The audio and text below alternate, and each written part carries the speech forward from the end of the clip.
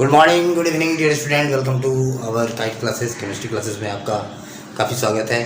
तो आज हम लोग सीखने जा रहे हैं एक नया टॉपिक जिसका नाम है इलेक्ट्रोवैलेंट बॉन्ड, और इसको आप बुला सकते हैं आयनिक बॉन्ड भी। चलिए स्टार्ट करते हैं हम लोग इलेक्ट्रोवैलेंट बॉन्ड। सबसे पहले बता देता हूँ, ये जो इलेक्ट्रोवैलेंट बॉन्ड है आपको 10th में भी देखने को मिलेगा, 11th में भी और 12th में भी। मतलब हर जगह बॉन्डिंग का जिक्र तो होता ही है। जहाँ जहाँ केमिस्ट्री पढ़ते हैं, बॉन्डिंग एक ऐसा चीज़ है कि हर जगह इसकी जिक्र होती है। तो बड़ा ही इंपॉर्टेंट सा ये बॉन्ड है इलेक्ट्रोवैलेंट बॉन्ड। और ये भी बता दूं, सबसे स्ट्रॉन्ग बॉन्ड में आता है ये इलेक्ट्रोवैलेंट बॉन्ड या फिर आयनिक बॉन्ड्स। बॉन्ड तो हमारे पास बहुत प्रकार के होते हैं, लेकिन आज का जो डिस्कशन है हमारा वो है इलेक्ट्रोवैलेंट बॉन्ड के बारे में, आयनिक बॉन्ड्स के बारे में।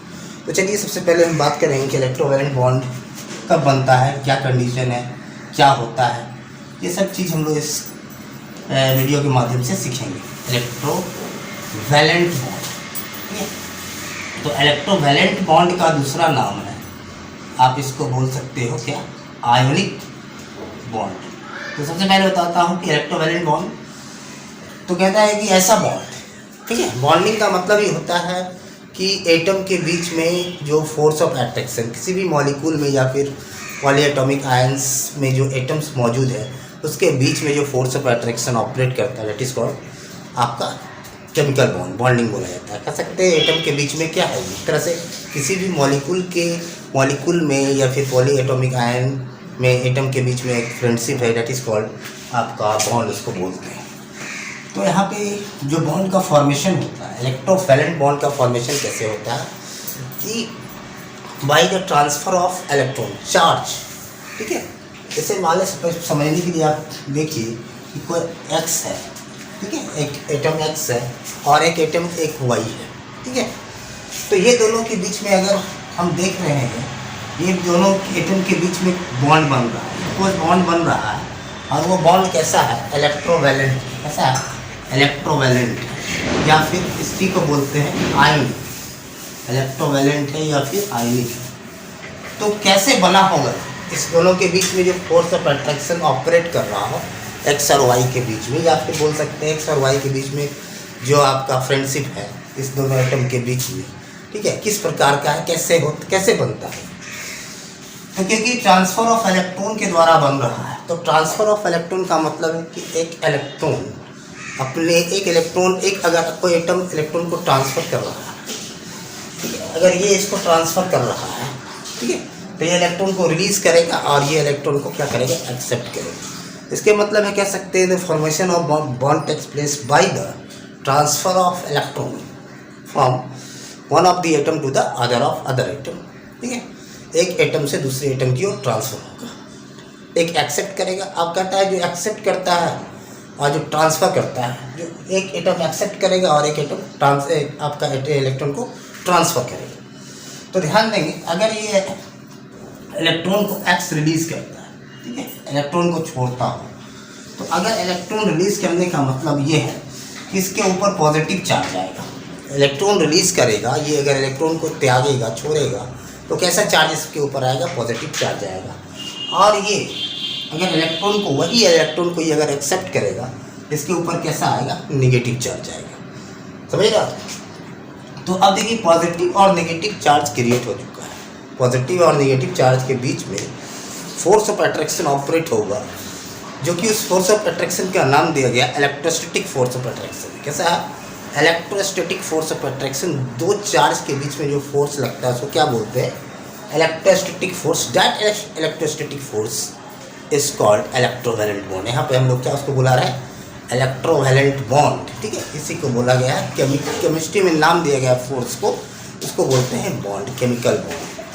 तो ये चीज़ है कि अगर दोनों के बीच में हमको बॉन्ड बनाना है, तो एक को इलेक्ट्रॉन छोड़ना होगा और एक को इलेक्ट्रॉन एक्सेप्ट करनी होगी, तब जाके इलेक्ट्रोवैलेंट बॉन्ड या फिर आयनिक बॉन्ड की संभावना, मतलब कि दोनों के बीच में बॉन्ड ही बन पाएगा। तब हम कह सकते हैं कि एक इलेक्ट्रॉन को रिलीज़ कर रहा होगा। एक इलेक्ट्रॉन को रिलीज़ करने का मतलब है कि इससे इलेक्ट्रॉन निकल रहा होगा। मान लें कि हम सपोज एक इलेक्ट्रॉन निकल रहा है यहाँ से, इस एक्स एक इलेक्ट्रॉन निकल रहा है, तो यहाँ पे क्या बना, एक्स पॉजिटिव, और यहाँ से अगर वाई से एक इलेक्ट्रॉन एक्सेप्ट कर रहा है, एक इलेक्ट्रॉन जाके इसमें जुड़ रहा है, एक्सेप्ट कर रहा है, तो Y negative.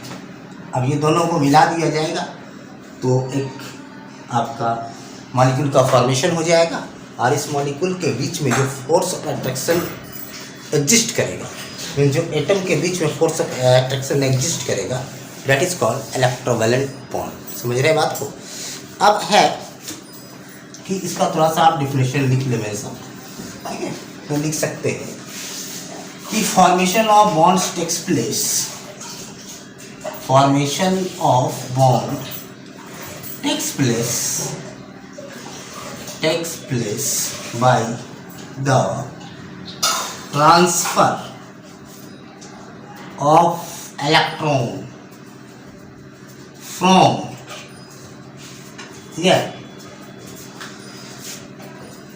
one of the atom to other atom, ठीक है, इन मॉलिक्यूल्स, या फिर कोई आयन हो सकता है, poly atomic ion, atomic ions, ये चीज तो ध्यान रखें। Formation of bond takes place by the transfer of electron from one of the atom to other atom in a molecule, that is called, कर सकते हैं। अब ध्यान देंगे बात कि यहाँ पे अगर एटम हमारा, अभी बता दिया आपको x और y, मतलब कि जब बन रहा था x प्लस है और y माइनस है, ध्यान देंगे। अब ध्यान दिया जाएगा कि ये दोनों के बीच में x और y के कब बॉन्ड संभव है, जबकि ये दोनों के बीच में दोनों के एटम के इलेक्ट्रॉन नेगेटिविटी डिफरेंस लार्ज होना चाहिए, इलेक्ट्रॉन नेगेटिविटी डिफरेंस लार्ज होना चाहिए। और एक्चुअली देखा गया है किसके बीच में, ये मेटल एंड नॉन मेटल के बीच में ये बॉन्ड बनता है। आपको बता दूं कि ये बॉन्ड कहाँ पर एग्जिस्ट करता है, जनरली मेटल और नॉन मेटल के बीच में ये बॉन्ड एग्जिस्ट करता है, क्योंकि मेटल में क्या होती है, इलेक्ट्रॉन लूज करने की टेंडेंसी होती है, और नॉन मेटल में इलेक्ट्रॉन एक्सेप्ट करने की टेंडेंसी है। मेटल से अगर बात करें, कोई भी मेटल सोडियम है तो इलेक्ट्रॉन ये लूज करेगा ही और Na प्लस बना लेगा। अगर ये क्लोरीन है, Cl एक इलेक्ट्रॉन एक्सेप्ट करेगा, Cl माइनस बना लेगा। ये इलेक्ट्रॉन जब लूज होता है या फिर गेन होता है तो यहाँ भी ऑक्टेट की कहानी होती है। लूज करने के बाद भी ऑक्टेट क्या होता है, एक्सेप्ट ऑक्टेट पूरा होता है, और गेन करने के बाद भी स्टेबिलिटी आती है, जिसको बोलते हैं आप ऑक्टेट पूरा करने का मतलब क्या, स्टेबिलिटी लाना। तो चाहे कोई भी बॉन्ड का फॉर्मेशन हो रहा हो, चाहे आयनिक हो, चाहे कोवालेंट हो, कोई भी बॉन्ड हो, कोऑर्डिनेट हो, कुछ भी हो, तो वहाँ पे सारा आइटम एक ही चक्कर में लगा हुआ रहता है कि हमारा ऑक्टेट पूरा हो, हम स्टेबल हो। मेन मतलब कि मुद्दा तो यही है, बॉन्ड बनाने का अगर कोई मुद्दा है, रीजन है, काउजेज है, तो एक्चुअली में है क्या, सभी को ये लगा हुआ है कि हमारा स्टेबिलिटी कैसे पूरा हो, कैसे हमारा ऑक्टेट पूरा हो, कैसे हम स्टेबिलिटी लाए। तो ये सारा है बॉन्ड बनाने का ही। तो यहाँ भी कोई भी बॉन्ड बन रहा हो, कोई भी बॉन्ड बन रहा हो, तो सभी चाहता है कि हम एक मिनिमम एनर्जी में जाए और मैक्सिमम स्टेबिलिटी अटेंड करें।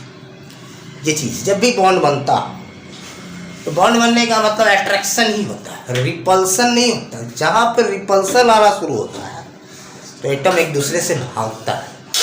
रिपल्सिव एनर्जी अच्छा नहीं है, बॉन्ड बनाने के लिए अट्रैक्टिव एनर्जी चाहिए। रिपल्सन बढ़ेगा तो एनर्जी मैक्सिमाइज हो जाएगा, हाँ मैक्सिमाइज जब एनर्जी होगा तो स्टेबिलिटी घट जाएगी। तो बात की बात है, हर जगह आप इसको अप्लाई कर सकते हो। यहाँ पे ध्यान देंगे कि मेटल और नॉन मेटल इसके बीच में। अब एक चीज़ है, जैसे कुछ एग्जांपल, जैसे कि सोडियम क्लोराइड के बीच में magnesium chloride, metal non metal बहुत सारा मिलने वाला है। Calcium chloride metal one, potassium chloride metal one, ये सब में क्या है, ऑल आर आयनिक बॉन्ड यहाँ पे एग्जिस्ट कर रहा हो। और ये कंपाउंड जो होगा कहलाएगा इलेक्ट्रोवैलेंट कंपाउंड या फिर आयोनिक कंपाउंड कहलाएगा। बहुत सारे एग्जाम्पल अभी मैं दिखाऊंगा आपको किस तरह से फॉर्मेशन होता है।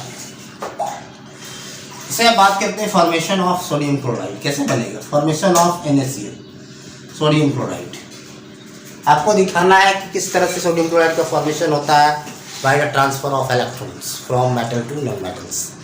और ये दिखाने जैसे कि आपको बनाने के लिए भी आता है एग्जाम में कि आपको दिखाना ही है कि किस तरह से। ऐसे नहीं आप सिंपली दिखा देंगे 1 इलेक्ट्रॉन लूज किया प्लस बनाया, 1 इलेक्ट्रॉन गेन किया माइनस बनाया, Na+Cl माइनस NaCl लिख दिए।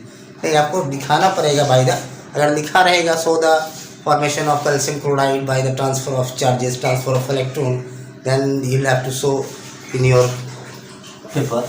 तो इस तरह से आप ध्यान देंगे जैसे कि Na का इलेक्ट्रॉनिक कॉन्फ़िगरेशन क्या हो। इसके लिए सबसे पहले कुछ भी है इलेक्ट्रॉनिक कॉन्फ़िगरेशन का जनरल आइडिया होना चाहिए। तो वो तो एक्चुअली में 2 जैसे कि आप इससे भी लिख सकते हो 281 वाले से, या फिर जनरल जो भी आइडिया आपके पास हो उससे लिख सकते हैं 281। या कि सोडियम की एटॉमिक नंबर 11 होता है तो 281 हम लिख सकते हैं। एक इलेक्ट्रॉन ये लूज करेगा तो क्या कहानी बनाएगा Na+, कॉन्फ़िगरेशन क्या हो जाएगा 28। एक इलेक्ट्रॉन लूज कर लिया ना Na+। अब Cl का होता है 2 8 7 17। एक इलेक्ट्रॉन का एक्सेप्टेंस है Cl- 288 स्टेबल हो गया। तो Na+ अब ऐसा कर किया 288 और 288। अब Na+ बना है Cl-1। कंडीशन ये था कि एक लूज किया और एक एक्सेप्ट किया। तो यहाँ पे तो यही बात है ना, जब भी इलेक्ट्रोवैलेंट बॉन्ड बनेगा तो एक को लूज करना होगा, दूसरे को एक्सेप्ट करना होगा, तभी संभव है। तो Na+ और Cl- मिलकर क्या बना लिया सोडियम क्लोराइड। अब देखिए किस तरह से ट्रांसफर ऑफ इलेक्ट्रॉन की जरिए इलेक्ट्रॉन का ट्रांसफर होगा किस तरह से, जैसे सोडियम यहाँ लिख दिए।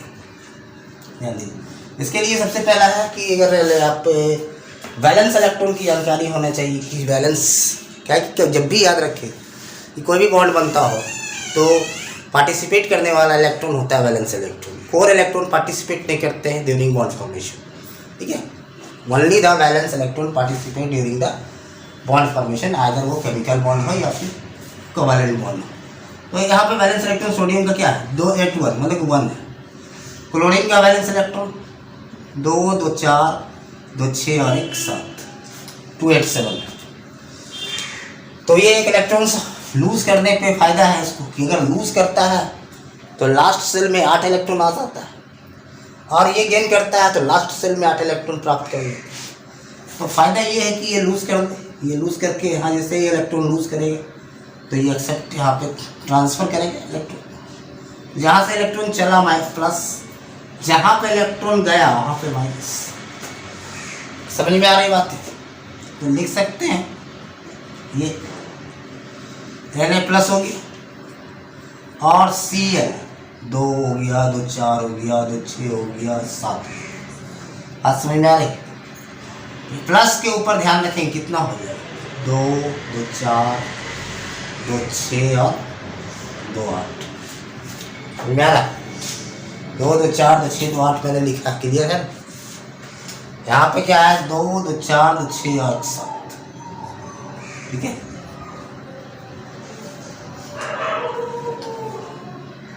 और एक इलेक्ट्रॉन एक्सेप्ट किया, ये 8 हो गया, और ये क्या हो गया माइनस। क्या बना है Na+ और Cl- मिलके लिख सकते हैं क्या NaC। समझ में आ रही बात? तो अगर 11th के बच्चे देख रहे हैं तो ध्यान रखें वो उसको लुईस स्ट्रक्चर जानना थोड़ा जरूरी है। लुईस स्ट्रक्चर बहुत ही इंपॉर्टेंट ध्यान, आप ध्यान देंगे, आप ध्यान देंगे। फिर दूसरे का फॉर्मेशन दिखा रहा हूँ। हमारे हमको देखना है कि MgCl2 का फॉर्मेशन किस तरह से मैग्नीशियम क्लोराइड बना है। तो लिख लीजिएगा Mg के ऊपर 2, क्लोरीन 2 2 4 2 6 1 7, 2 2 4 2 6 1 7, ये क्लोरीन है। तो एक इलेक्ट्रॉन ट्रांसफर आएगा यहाँ से यहाँ, माइनस चला, ये यहाँ चला माइनस, लेकिन एक माइनस एक चला तो यहाँ प्लस, फिर यहाँ चला तो फिर प्लस। तो इसके मतलब Mg के ऊपर में आप लिखेंगे 2+, और यहाँ पे 2Cl माइनस हो जाएगा, 2 2 4 2 6, ये हो जाएगा आपका माइनस। समझ रहे बात? Mg2 प्लस और 2Cl माइनस मिल के क्या बन जाएगा? MgCl2। ये चीज़ इस तरह से आपको कॉपी में दिखाना होगा। जब आपसे क्वेश्चन पूछ लिया जाएगा, मेंशन रहेगा, तो इस तरह से आपको दिखानी है।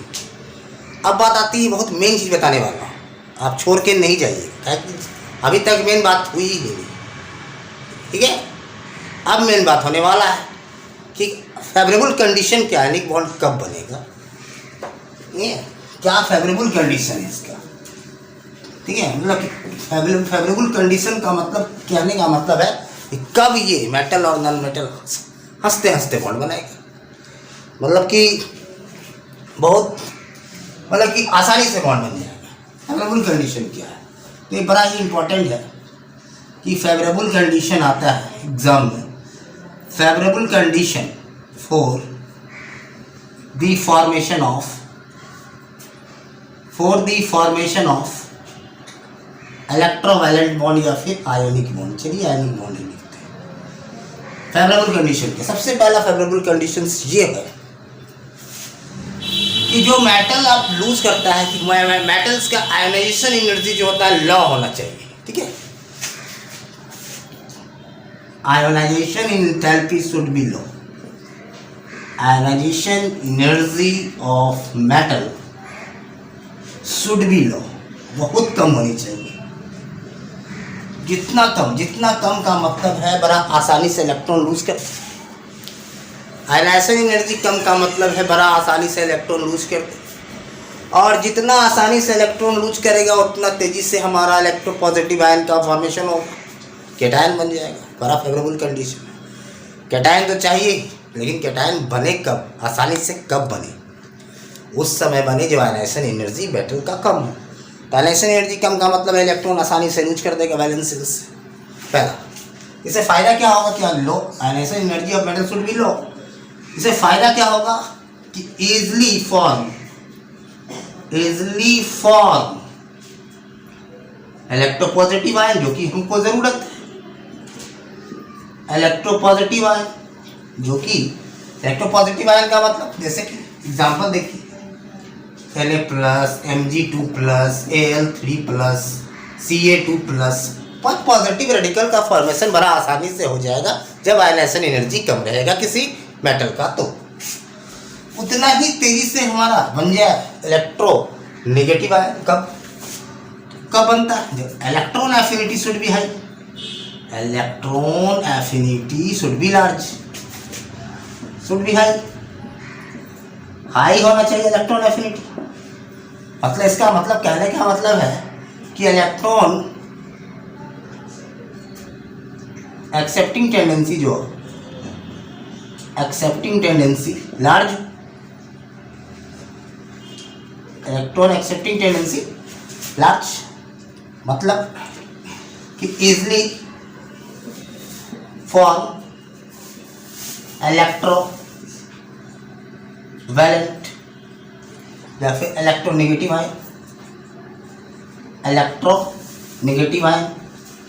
वाह, यही तो कंडीशन है। क्वेश्चन यही चला कि अगर आयनिक बॉन्ड बनाना है, इलेक्ट्रोवैलेंट बॉन्ड बनाना, फेवरेबल कंडीशन क्या है, तो मेटल की ionisation energy should be low. Metal का आयनाइजेशन एनर्जी कम होना चाहिए और electron affinity should be high. मतलब इलेक्ट्रॉन एफिनिटी ऑफ किसका, नॉन मेटल, लिख देता हूँ, non metal should be high. Non metal का इलेक्ट्रॉन एफिनिटी ज़्यादा। अगर ये चीज़ है, अब आयनाइजेशन एनर्जी पे मैं आ रहा हूँ। आयनाइजेशन एनर्जी का मतलब एक्स, सपोज एक्स और वाई के बीच में हमको बॉन्ड बनाना है। एक इलेक्ट्रॉन लूज किया तो गैसियस कैटायन बना। हमको क्या करना पड़ा, आयनाइजेशन एनर्जी में एनर्जी रिक्वायर्ड होता है आयनाइजेशन एनर्जी का मतलब। उसी तरह से अगर हमको एक इसमें ऐड करवाना है, वाई ले लेते हैं मेटल, एक्स नहीं, एक्स तो हमारा मेटल है, वाई नॉन मेटल, माइनस बना दीजिए। तो इजली इलेक्ट्रॉन लूज करेगा जब आयनाइजेशन एनर्जी कम होगा। इलेक्ट्रॉन एफिनिटी क्या होना चाहिए, ज़्यादा, हाई। ये होना चाहिए कम। तो बड़ा अच्छा दोनों में तालमेल बैठेगा, और जब तालमेल बैठ गया तो इलेक्ट्रोवैलेंट बॉन्ड बन गया, दोनों में अच्छी खासी फ्रेंडशिप आ गई एटम के बीच में, ऐसी कोई बोलते हैं बॉन्ड। तो चलिए आज हमने ज़्यादा कुछ तो बताया नहीं, लेकिन हाँ इतना बता दिया कि इलेक्ट्रोवैलेंट क्या बॉन्ड क्या होता है, आयनिक बॉन्ड्स क्या होता है। हम लोग नेक्स्ट वीडियो में मिलेंगे नए एनर्जी के साथ, तब तक के लिए।